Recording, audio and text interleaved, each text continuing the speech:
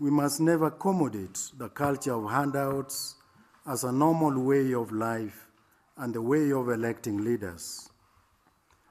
Good and proper leadership is a gift from God that can never be bought. Bribery is evil. It is wrong, no matter who gives it or receives it. For a bribe, I quote, blinds the discerning and perverts the words of the righteous. End of quote from Exodus chapter 23, verse 8. Before being tempted to accept money from a politician, take time and ask yourself, where is this money coming from? Where do the millions of shillings being splashed around by most of those campaigning for political positions come from?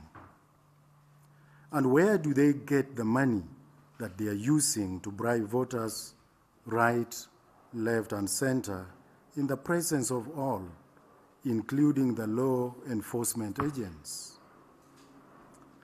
Our dear Kenyans, if we allow corrupt people to be our leaders, then we have no right to complain if all the national resources are looted and channeled into the bank accounts of very few, while millions of our people are wallowing in poverty. We want to state clearly that the greed that we are seeing, the lust for power, and the uncaring attitude and arrogance that is displayed by those who have access and control our patrimony, be it at the national or county level, will be our undoing as Kenyans. Consequently, let us not touch their money when they come to bribe us to vote for them. We must not accept a bribe, and we must do away with the notion that we can eat, in quotes, from such politicians, but vote for those we want. This is not the way to fight corruption.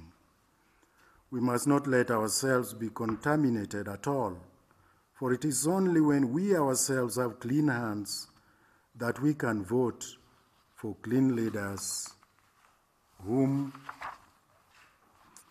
we know to be men and women of honesty. Integrity has to begin from us if we want our nation to be the Kenya we want, where all people have equal opportunities and where the national cake is shared equally. Insecurity. We, your shepherds, and all people of goodwill, are deeply disturbed by the situation of insecurity in several parts of our country, particularly in Baringo, Kerio Valley, parts of the coast, Laikipia, and parts of Marsabit and Turkana. The conflict between conservationists and herders in some parts of Laikipia that has ended in loss of lives is very disturbing. When a state of lawlessness is allowed to prevail for a long time, then it becomes difficult to restore order. Let the government act severely when the situation requires it in order to stem out acts of banditry and state of anarchy that is taking root in this part of the country. That such attacks are now sustained during an election period seems to give an impression that they are politically instigated. Apparently, no significant arrests have been made despite the heavy presence of police and military in the affected areas. As we recognize the efforts being employed by the government to contain the situation, we are, however, convinced that a lasting solution should be invested not in the force of arms, but development projects and equitable distribution of social services in all parts of the country. The government should be firm and decisive in dealing with politicians who are alleged to be involved in the attacks. Dear Kenyans, We earnestly urge you not to think that problems are solved by attacking others or causing violence. Concern for the youth. Our young people are the treasure of this nation. We cannot afford to lead them to destructive tendencies and a culture of corruption. We must never use our young people to kill, maim, and cause violence. It is morally evil for anybody to take advantage of vulnerable young people to promote his or her own political ambitions. During this period of heightened political campaigns, we wish to caution aspirants against using young people to cause violence and engage in reckless lifestyles. We must never allow our youth to be intoxicated with illicit brews and drugs to cause violence in the name of youth empowerment. We exhort young people to uphold their dignity, defend their rights, and participate fully in shaping the country we want.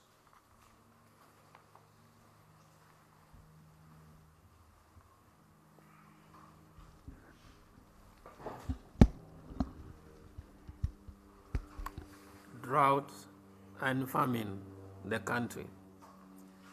The prolonged drought that is ravaging many parts of our country is causing untold suffering to so many people.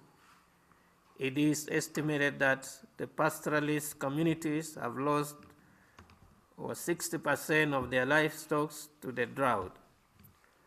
With their livelihood gone, these Kenyans are experiencing the scourge of famine that, unless mitigated urgently, might lead to loss of many lives. Therefore, we urge the county and national governments to work together in harmony to ensure food security in place.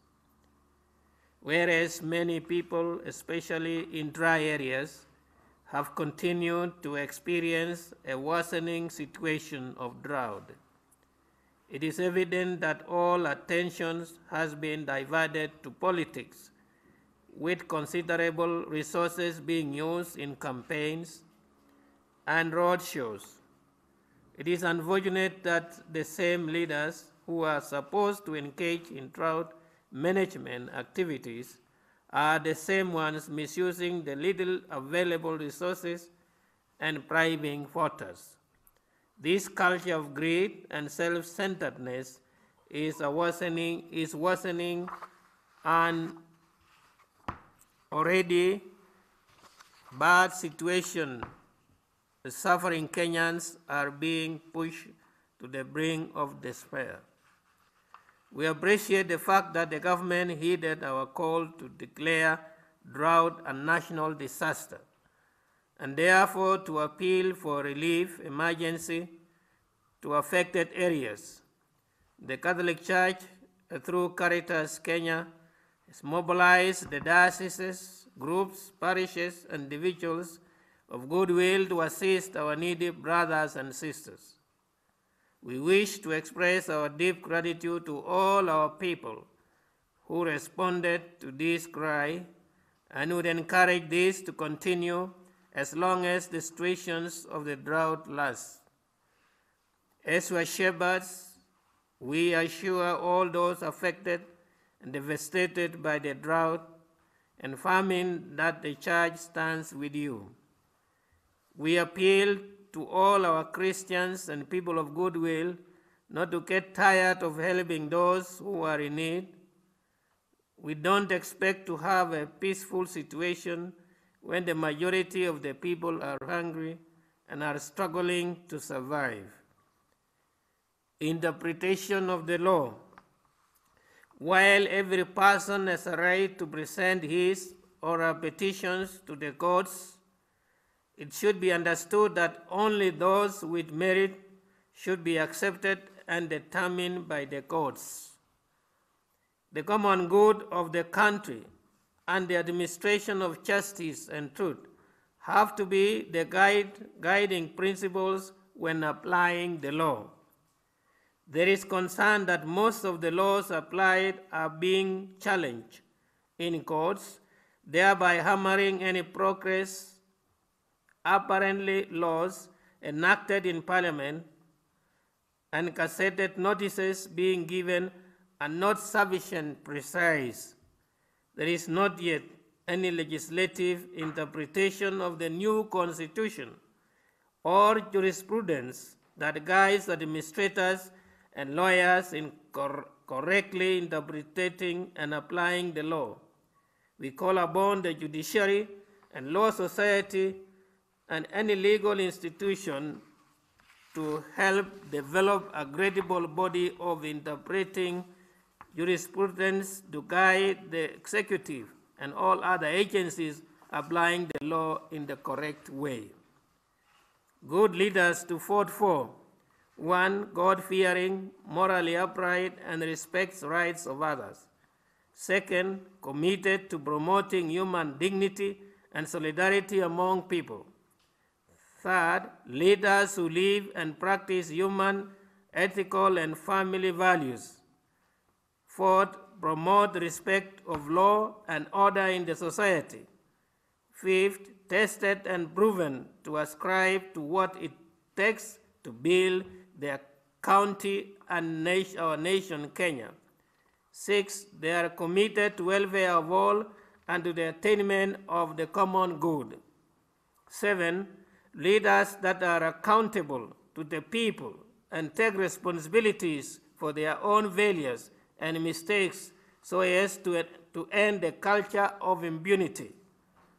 8. Leaders who rise above clan, tribal, and religious or regional politics so as to unite and bring people together irrespective of where they come from, language, or color. 9. Leaders who protect the rights of minorities and have the political will to bring development and equality to all. 10. Leaders who use dialogue in seeking for votes. 11. Leaders who are out to serve and are interested in the well-being of all.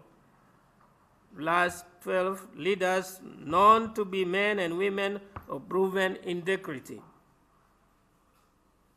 Bad leaders not to vote for: those who go for violence, who promote warlike activities.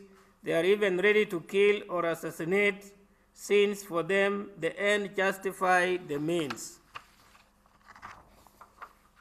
2. Selfish and arrogant. 3. Promote hate speech. 4. Use money to bribe and buy votes. 5. Use their position to threaten and intimidate people to vote for them. 6. Use the tribal card and whip up negative ethnic emotions. 7. Use the tactics of divide and rule. 8. Misuse public resources for their own selfish ends. 9. Are known to use all means, including voter importations, to secure their positions. 10. Leaders who exploit the vulnerable of others for their own selfish ends. 11. Leaders who are only after enriching themselves or use political positions to protect their wealth. In conclusion, dear Kenyans and people of goodwill, the destiny of our nation is in our hands as citizens of this country. Let us be vigilant in ensuring that we vote in the right leaders whom we know from experience and through the principles they stand for. Leaders capable of leading this country in the way of peace and the way that lead to greater justice and prosperity for all. Let us pray to God that our elections will be peaceful and that He will give us the wisdom to elect good leaders, men and women of integrity. God bless Kenya. This document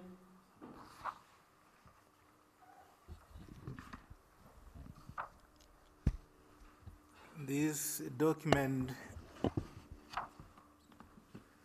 was written and signed by Right Reverend Bishop Philip Anyolo, the chairman of the Kenya Conference of Catholic Bishops, Right Reverend Bishop John Obala Owa, the vice chairman of the Kenya Conference of Catholic Bishops and Bishop of Ngong, His Eminence John Cardinal Njue of Nairobi Archdiocese, Most Reverend Zacchaeus Okoth of Kisumu Archdiocese, Most Reverend Peter Cairo of Nyeri Diocese Emeritus, Most Reverend Martin Kivuva Musonde of Mombasa Archdiocese, Right Reverend Cornelius Korir of Eldoret Diocese, Right Reverend Joseph Mairura Okemwa of Kisii Diocese, Right Reverend Norman Kingo Wambua of Bungoma Diocese, Right Reverend Peter Kihara of Marsabit Diocese, Right Reverend David Kamau Nganga, Auxiliary Bishop of Nairobi Archdiocese, Right Reverend Anthony Reri Mukobo, Bishop of Isiolo Vicariate, Right Reverend Vikirio Pande, Bishop of Maralal Diocese, Right Reverend Celestius Mugambi of Meru Diocese, Right Reverend Emmanuel Okombo of Kericho Diocese, Right Reverend Anthony Muheria is Archbishop-elect of Nyeri, but a current Bishop of Kitui Diocese and Administrator of Machakos, Right Reverend James Maria Wainaina of Muranga Diocese, Right Reverend Paul Kariuki Njiru of Embu Diocese, Right Reverend Maurice Muhatia Makumba of Nakuru Diocese, Right Reverend Dominic Kimengich of Lodwar Diocese, Right Reverend Joseph Mbatia of Nyahururu,